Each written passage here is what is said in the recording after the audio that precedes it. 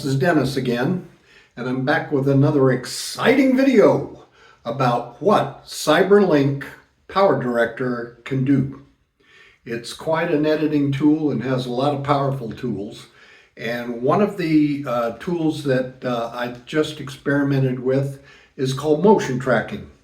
Motion tracking is where you select something in your moving video and you track that, maybe a face or a hand, and you can use that tracking to put something with it that's outside the video, like an animation or an object.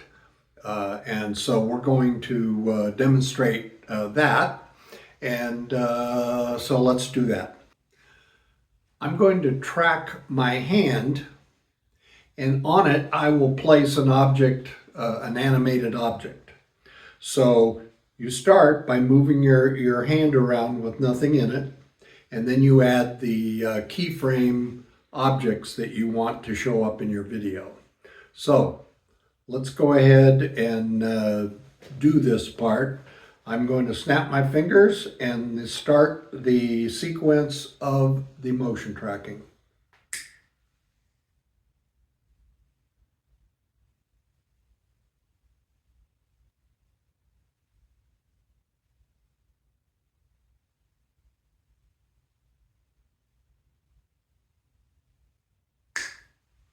And that's how you track an object. Then we'll do our next video involving my face. Another thing you can do with motion tracking is if you, say, are interviewing someone who wants to remain anonymous, you can use the technique that you see on news where they blank out someone's face.